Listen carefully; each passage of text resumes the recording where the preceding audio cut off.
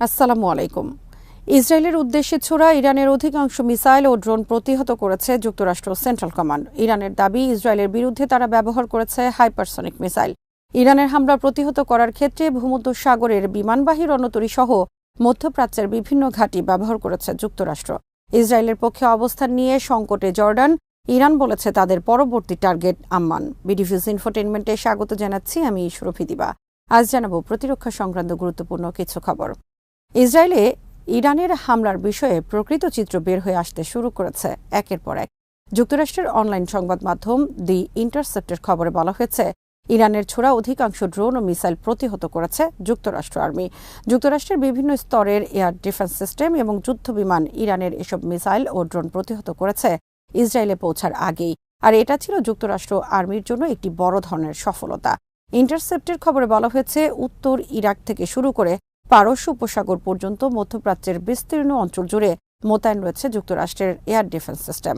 7ই October যুদ্ধ শুরুর পর ইসরায়েল ঘিরে যুক্তরাষ্ট্রের প্রতিরক্ষা ব্যবস্থা আরও জোরদার করে যুক্তরাষ্ট্র। ইরান ইসরায়েলে আক্রমণ করার প্রকাশ্য ঘোষণার পর থেকে বিশেষভাবে প্রস্তুতি গ্রহণ করে ইসরায়েল ঘিরে যুক্তরাষ্ট্রের এয়ার ডিফেন্স সিস্টেম। এ অঞ্চলের বিভিন্ন ঘাঁটিতে থাকা যুক্তরাষ্ট্রের যুদ্ধবিমান ইসরায়েলে ইরানের হামলা প্রতিহত করার এ অপারেশনে শনিবার রাতে যুক্তরাষ্ট্রের সাথে যোগ দেন ব্রিটেন, ফ্রান্স, এমনকি জর্ডান। তবে এ অপারেশনে সৌদি আরবের ভূমিকা রহস্যজনক।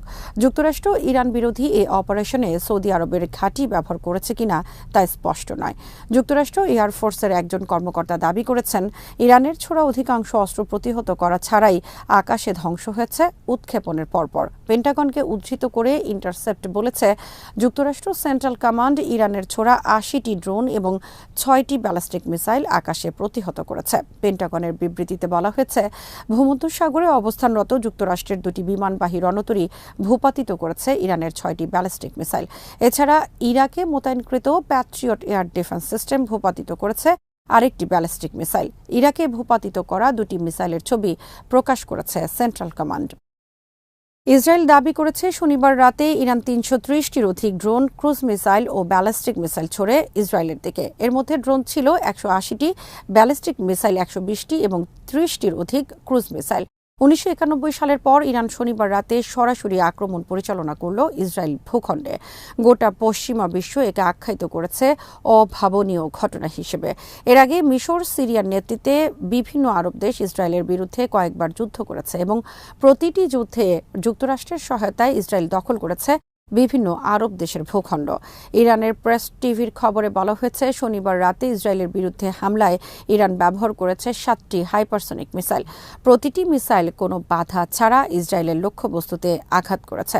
7টি হাইপারসনিক মিসাইলের মধ্যে 5টি হাইপারসনিক মিসাইল আক্রমণ পরিচালনা করা হয়েছে নেভাতিম বিমানবন্দরে।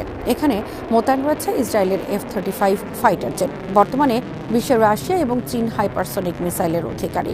রাশিয়া বিশ্বের প্রথম দেশ হিসেবে ইউক্রেনে ব্যবহার করেছে আলোচিত হাইপারসনিক মিসাইল। এরপর ইরান সম্প্রতি দাবি করে তারা হাইপারসনিক মিসাইলের অধিকারী। প্রেস টিভির দাবি সত্য হলে ইরান দ্বিতীয় দেশ যারা হাইপারসনিক মিসাইল ব্যবহার করল যুদ্ধক্ষেত্রে।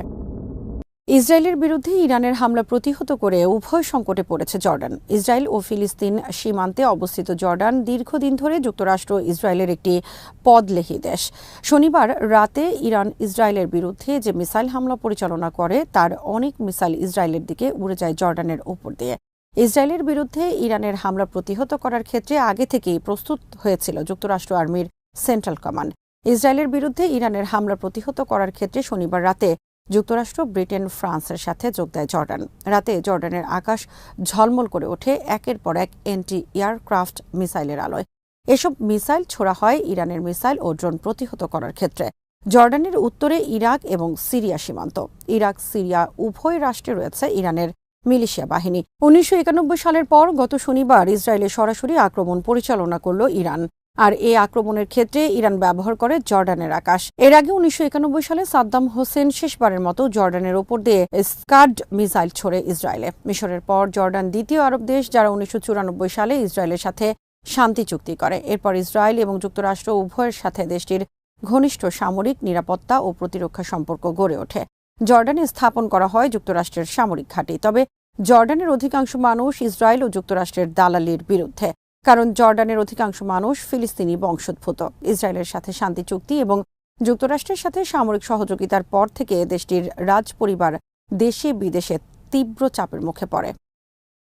সিএনএনের খবরে বলা হয়েছে, গাজা যুদ্ধ শুরুর পর জর্ডানের রাজপরিবার বর্তমানে দড়ির উপর দিয়ে হাঁটছে। কারণ ইসরায়েলের নির্বিচার বিমান হামলায় যখন ফিলিস্তিনের বেসামরিক নারী শিশুসহ ৩৪,০০০ মানুষ নিহত হয়েছে, গোটা গাজা যখন মাটির সাথে মিশে গেছে, তখন ইসরায়েলকে রক্ষায় এগিয়ে এসেছে আরব দেশ জর্ডান। ইরান আর্মি প্রকাশ্যে বলেছে, জর্ডান যদি ইসরায়েলের পক্ষে অবস্থান নেয় তাহলে তারা হবে তাদের পরবর্তী টার্গেট।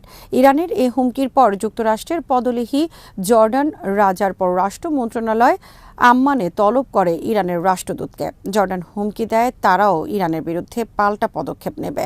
গাজা যুদ্ধ শুরুর পর থেকে আরব দেশগুলোর সাথে সম্পর্ক ধরে রাখার জন্য যুক্তরাষ্ট্র এবং ইসরায়েল নানামুখী পদক্ষেপ গ্রহণ করে।